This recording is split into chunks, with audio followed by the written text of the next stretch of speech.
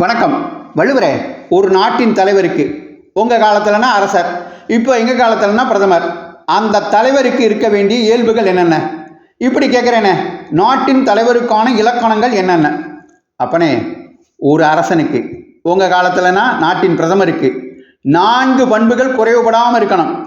அதுவும் இயல்பு அமைஞ்சிருக்கணும். அதுதான் ஒரு நாட்டின் தலைவனின் இலக்கணம். அவை என்னென்னா, 1 அஞ்சாமை. உள்நாட்டு வெளிநாட்டு அச்சுறுத்தல்களை கண்டு கிஞ்சித்தும் அஞ்சாமல் நாட்டு நலனை மட்டுமே கருதி செயல்படுவது. 2 ஈகை, அதாவது எளியவர்களுக்கு கொடுத்து உதவுகின்ற இயல்பு.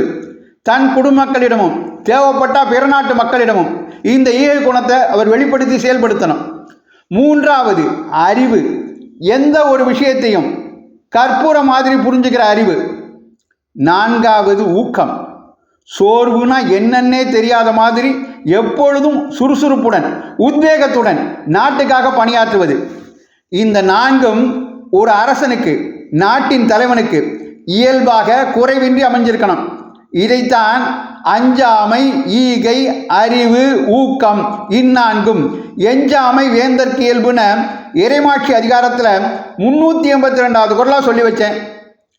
அடடா, ஒரு நாட்டின் தலைவனுக்கு என்னமா இலக்கணம் வகுத்திட்டீங்க வள்ளுவரே.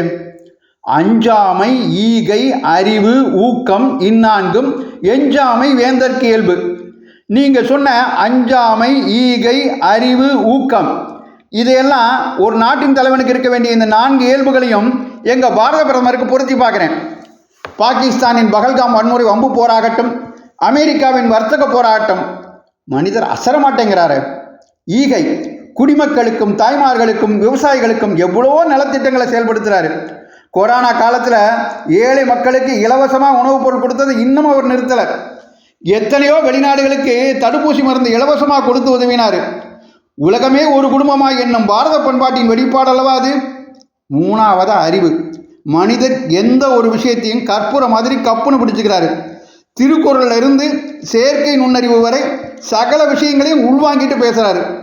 கடைசியாக ஊக்கம், இந்த 75 வயசுல என்ன ஒரு எனர்ஜி, விடுப்புங்கிற வார்த்தைக்கே விடுப்பு கொடுத்துட்டாரு. வள்ளுவரே, இப்படி ஒரு பிரதமர் வருங்காலத்தில் பாரதத்துக்கு வாய்ப்பான்னு தெரிஞ்சுதான் தீர்க்க தரிசனத்தோடு இந்த குறளை எழுதினீங்களோன்னு எங்களுக்கு சந்தேகமாக இருக்குது. ஆமாம், அருமையாக இந்த இலக்கணத்தை வகுத்து கொடுத்துட்டீங்களே. இப்படிப்பட்ட இலக்கணங்களை உடைய ஒரு தலைவன் பாரதத்திற்கு வாய்த்திருக்கும் போது பாரதம் உலக குருவாய் வைய தலைமை கொள்ளும் என்பதில் சந்தேகமே கிடையாது. வள்ளுவரே, இந்த பதிவு உங்களுக்கு பிடித்திருந்தால் மற்றவர்களுக்கும் பகிருங்கள். தொடர்ந்து திருக்குறள் தெளிவாம் பகுதியை கேட்க பாரத மணி திருநாடு சேனலை தொடருங்கள். நன்றி, வணக்கம், ஜெய்ஹிந்த்.